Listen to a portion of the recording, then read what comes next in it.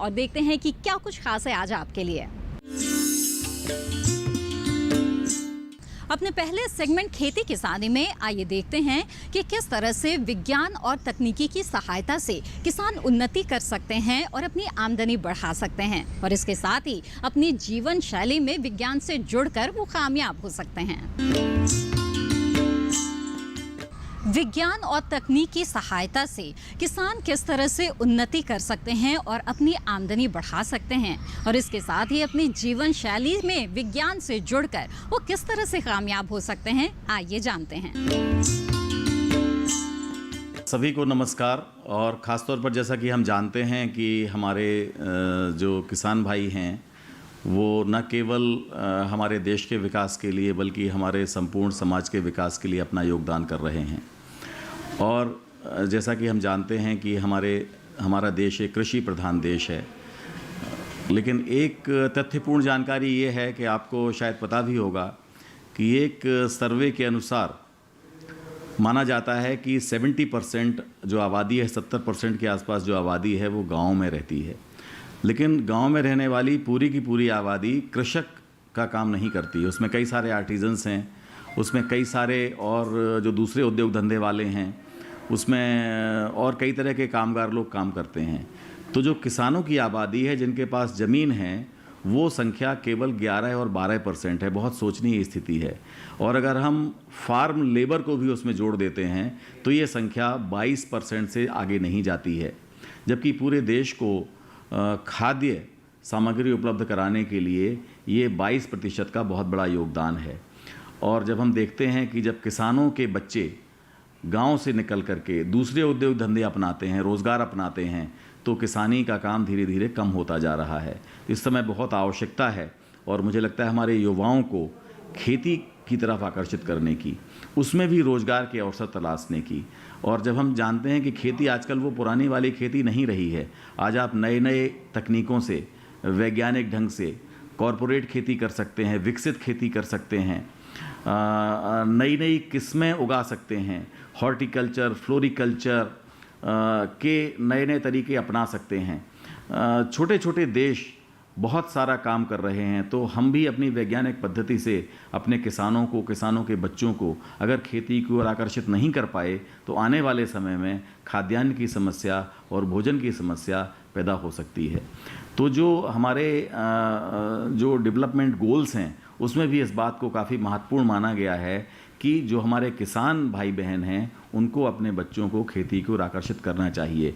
मैं देखता हूं कि बहुत सारे ऐसे कोर्सेज़ हैं, जैसे MSc AG है, BSc AG है, डिप्लोमा हैं, एग्री क्लिनिक्स हैं। इस तरह के जो काम हैं वो भी हमारे किसान भाई बहन कर सकते हैं, उनके बच्चे कर सकते हैं और उसके बाद वैज्ञानिक खेती में अपना योगदान कर सकते हैं। अब एक जो पहलू आता है वो आता है कृषि संचार का, जिससे मैं काफ़ी समय से जुड़ा रहा हूँ।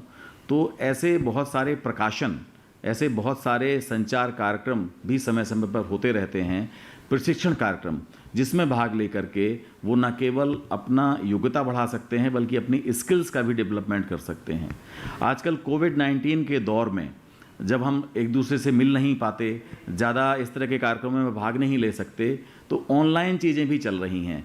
और आज वो जो डिजिटल डिवाइड पहले होती थी वो भी काफ़ी हद तक कम हो गई है, क्योंकि ज़्यादातर हमारे जो युवा पीढ़ी है वो स्मार्टफोन से लैस है। और जिसके पास स्मार्टफोन है और इंटरनेट की कनेक्टिविटी है उसके पास जानकारी उसकी मुट्ठी में है।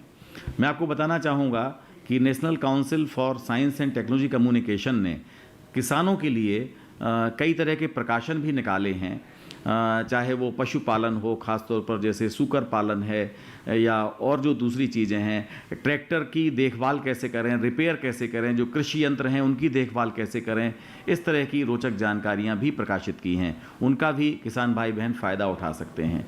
कोविड-19 के दौर में हम लोगों ने एक कोविड कथा नाम का एक मल्टीमीडिया सिस्टम, मल्टीमीडिया प्लेटफॉर्म तैयार किया है, जिसके माध्यम से आप क्या करें क्या ना करें हिंदी भाषा में तो जान ही सकते हैं और दूसरी भाषाओं में भी उसको अनुवाद भी किया जा रहा है ताकि उसकी जानकारी आपको मिल सके।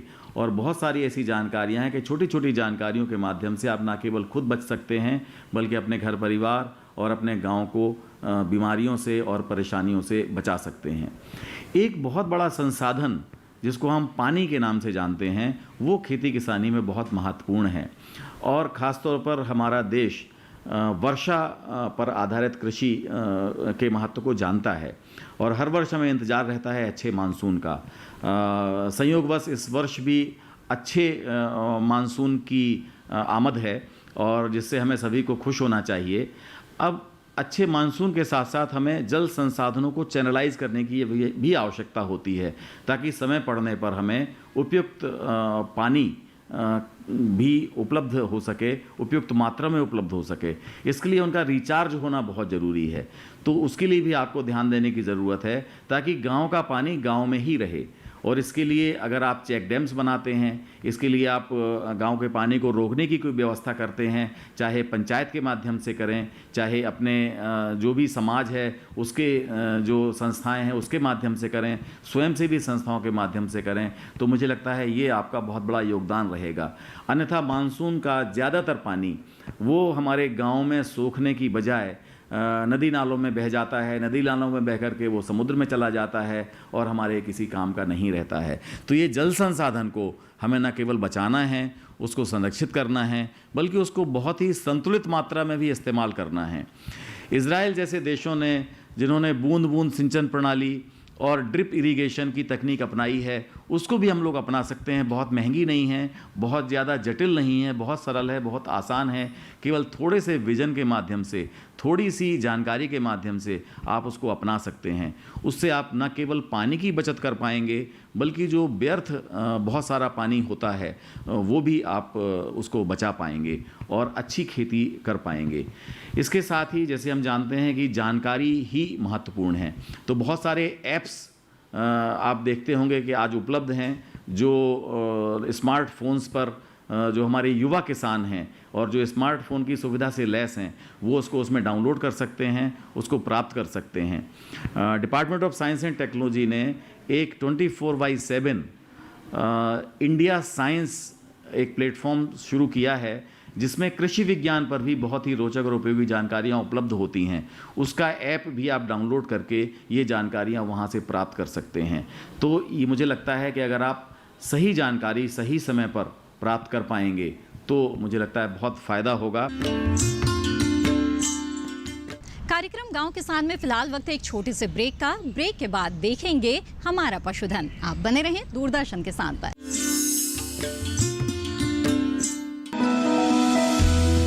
जानकारी जो किसानों के लिए हो लाभकारी, समस्याओं पर पड़ेगा समाधान भारी, कृषि की हर बात का ख्याल, कब कैसे की जाए बेहतर देखभाल, जानिए विशेषज्ञों के साथ। देखिए खेत खलिहान सोमवार से शुक्रवार सुबह 7 बजे डीडी किसान पर।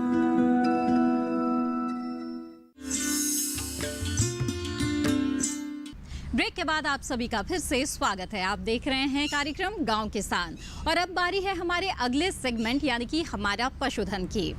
डेयरी फार्म से पशुपालक किस तरह से लाभ ले सकते हैं और अपनी आमदनी बढ़ा सकते हैं और इसके लिए उन्हें किन किन बातों का ध्यान रखना चाहिए, इस बारे में जानकारी के लिए हमारे संवाददाता अतनु टिकैत ने बात की डॉक्टर KML पाठक से। आइए देखते हैं।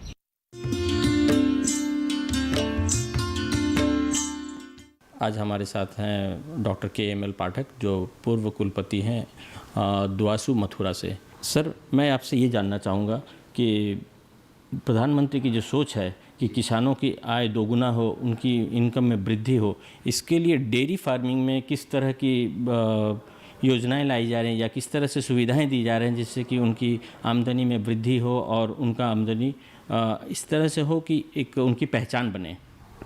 देखिए, माननीय प्रधानमंत्री जी का जो दूसरा कार्यकाल चल रहा है, इस दूसरे कार्यकाल को प्रारंभ होने के अगले दिन से ही माननीय प्रधानमंत्री श्रीमान नरेंद्र मोदी जी ने देश को संबोधित करते हुए उन्होंने इस बात पर जोर दिया था कि हमारा देश का अगर किसान, हमारे देश का अगर पशुपालक खुशहाल है तो हमारे देश की तरक्की को कोई रोक नहीं सकता।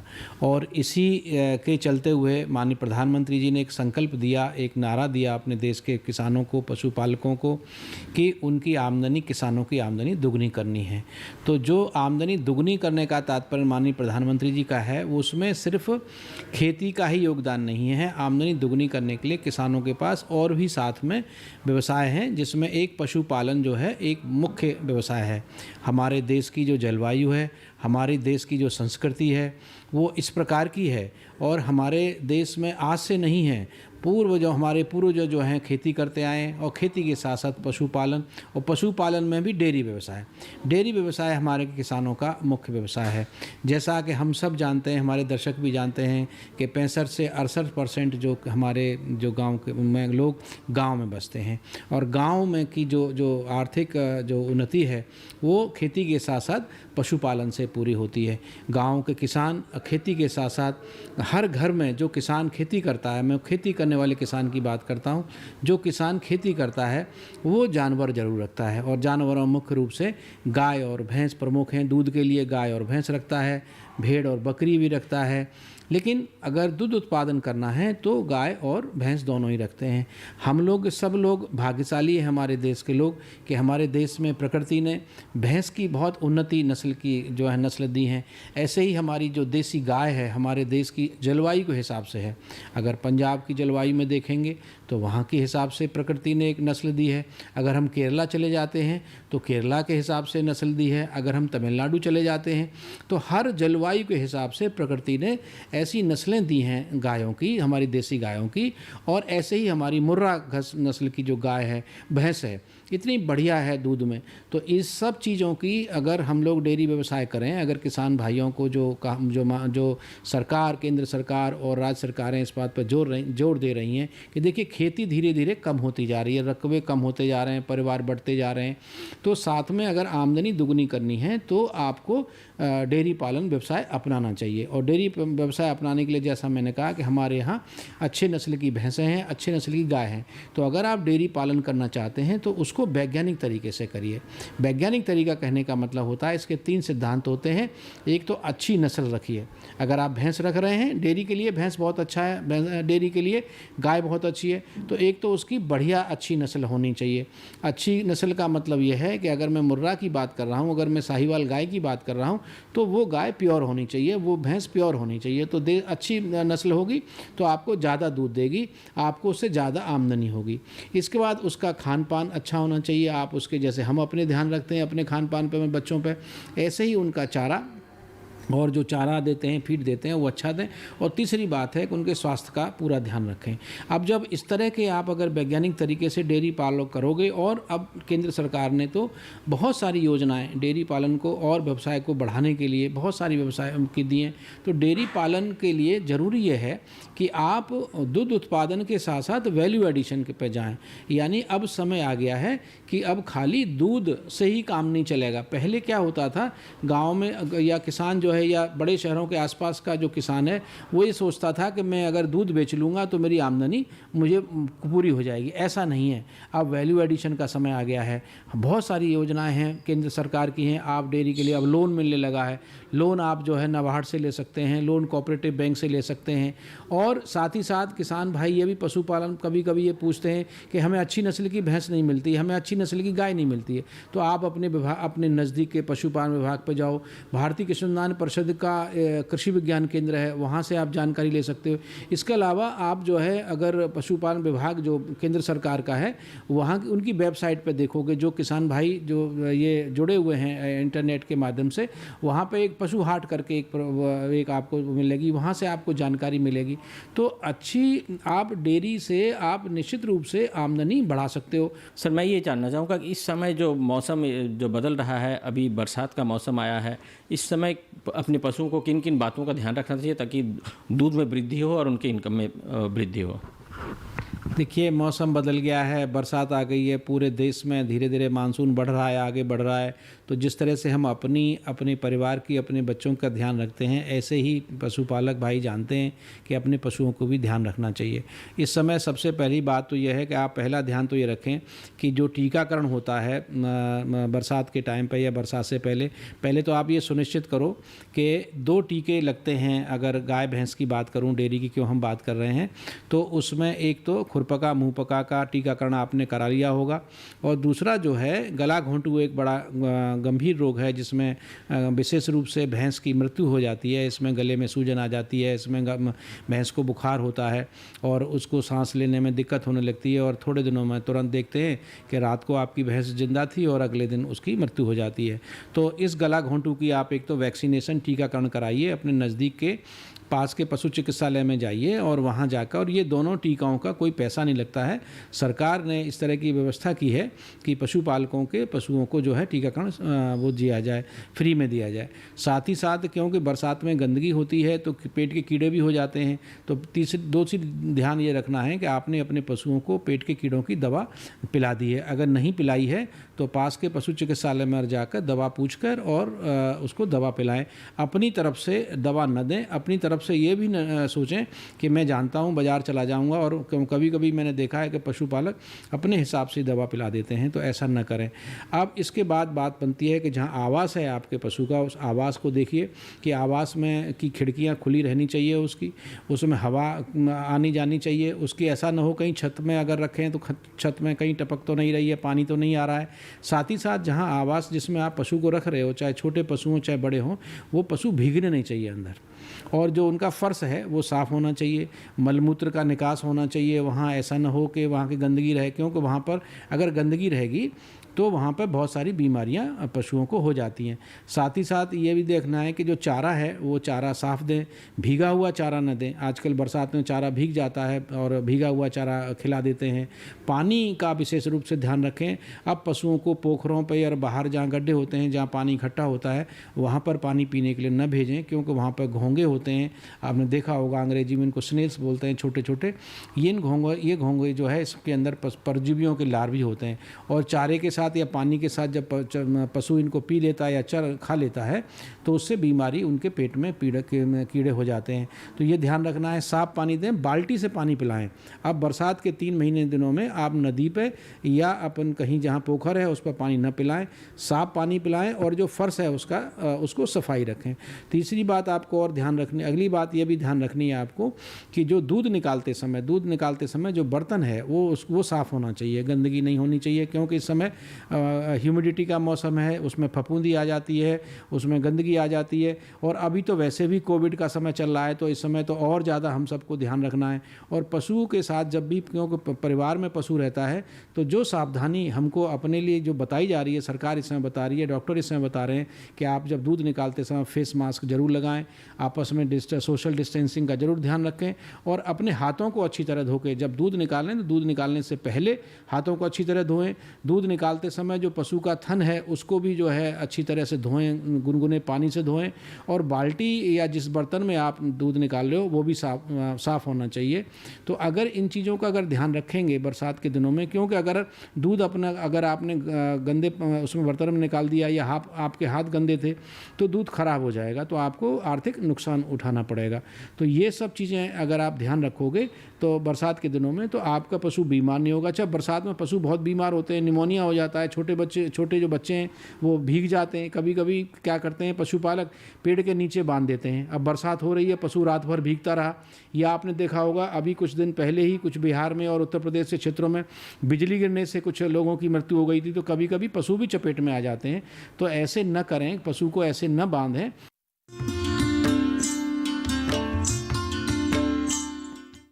पशुओं से अधिक उत्पादन प्राप्त करने के लिए जरूरी है मौसम के अनुसार उचित पशु प्रबंधन। तो आइए देखते हैं क्या कहता है जुलाई माह का पशुपालक कैलेंडर।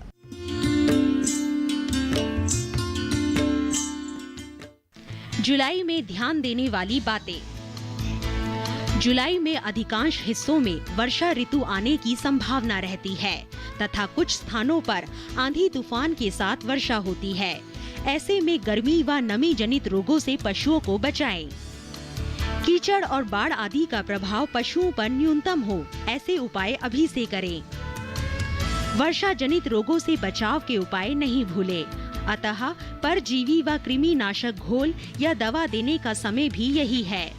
अगर मुंह पका खुर पका रोग, गलघोटू, ठप्पा रोग, फड़किया रोग आदि के टीके नहीं लगवाए हों तो कृपया अभी लगवा लें। विशेष रूप से वयस्क भेड़ और बकरियों को फड़किया रोग का टीका लगवाएं। पशु ब्याने के 2 घंटे के अंदर नवजात बछड़े व बछड़ियों को खीस यानी प्रथम स्तन्य अवश्य पिलाएं। ज्यादा दूध देने वाले पशुओं के ब्याने के 7 से 8 दिन तक दुग्ध ज्वर होने की संभावना अधिक होती है। इस रोग से पशु को बचाने के लिए उसे गाभिन अवस्था में उचित मात्रा में सूर्य की रोशनी मिलनी चाहिए। गर्भावस्था के अंतिम माह में पशु चिकित्सक द्वारा लगाए जाने वाला विटामिन ई व सिलेनियम का टीका प्रसव उपरांत होने वाली कठिनाइयों जैसे कि जेर का ना गिरना इत्यादि में लाभदायक होता है। अतः पानी के साथ 5 से 10 ग्राम चूना मिलाकर या कैल्शियम, फास्फोरस का घोल 70 से 100 मिलीलीटर प्रतिदिन भी दिया जा सकता है।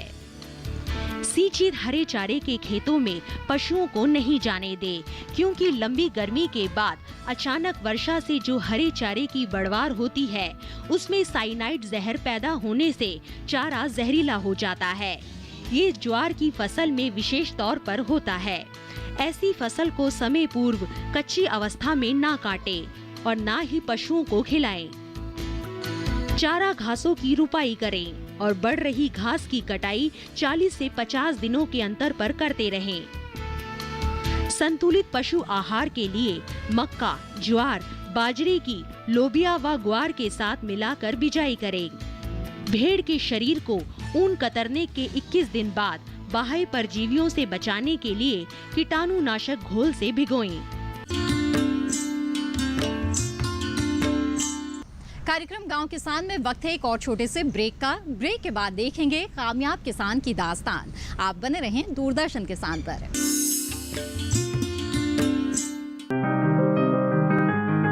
बीमारियों से कैसे बचेगी फसल? मवेशियों की मुश्किलों का क्या है हल?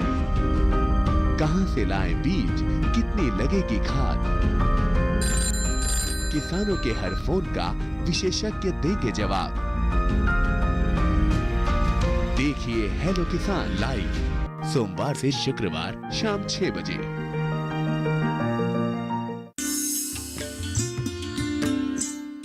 ब्रेक के बाद आप सभी का फिर से स्वागत है। आप देख रहे हैं कार्यक्रम गांव किसान और अब बारी है हमारे आखिरी सेगमेंट यानी कि कामयाब किसान के दास्तान की।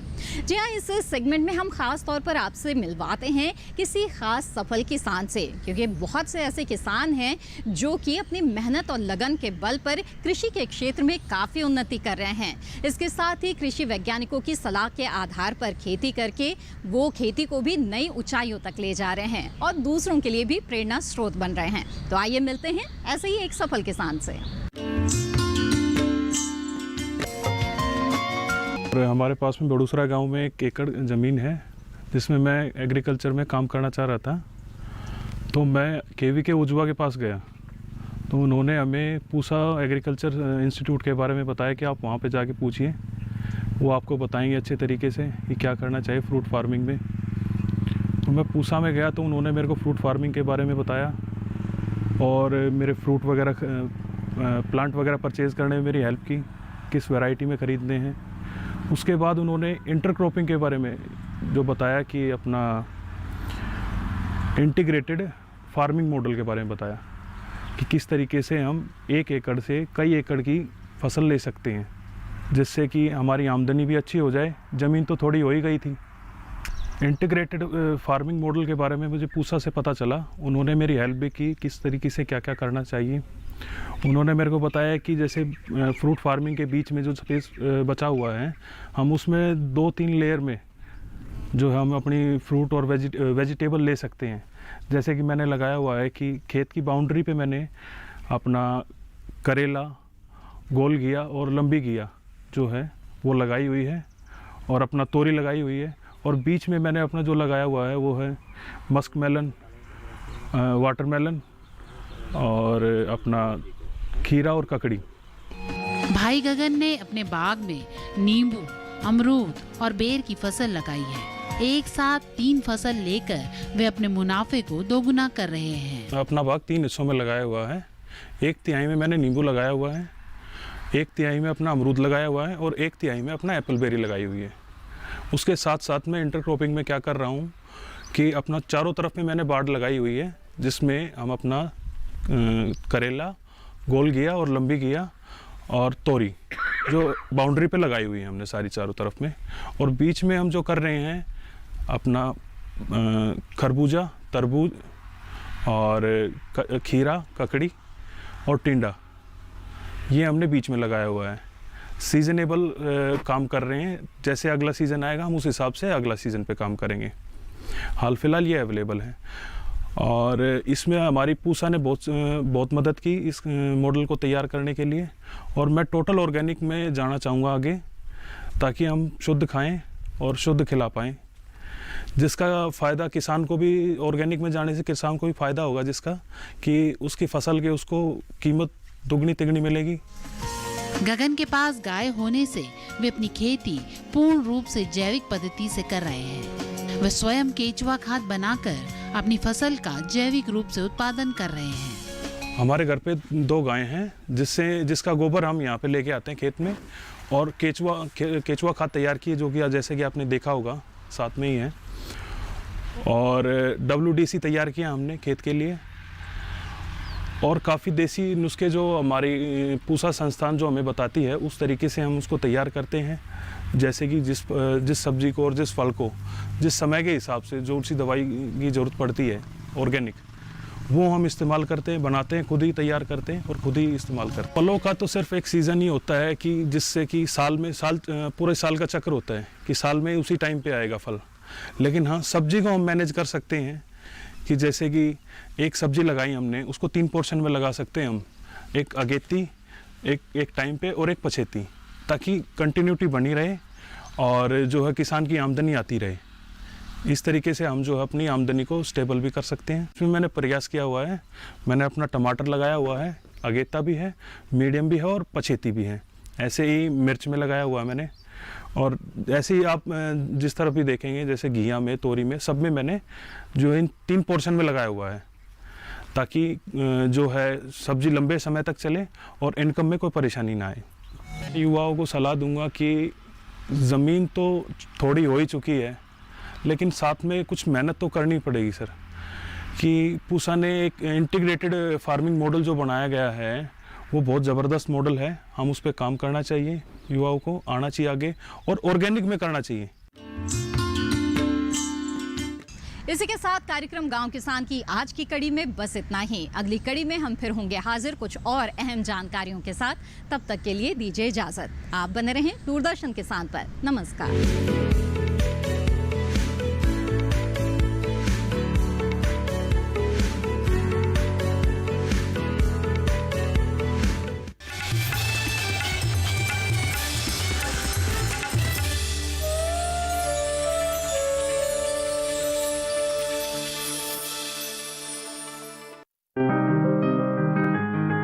बीमारियों से कैसे बचेगी फसल, मवेशियों की मुश्किलों का क्या है हल, कहां से लाएं बीज, कितनी लगेगी खाद, किसानों के हर फोन का विशेषज्ञ देंगे जवाब। देखिए हेलो किसान लाइव सोमवार से शुक्रवार शाम 6 बजे।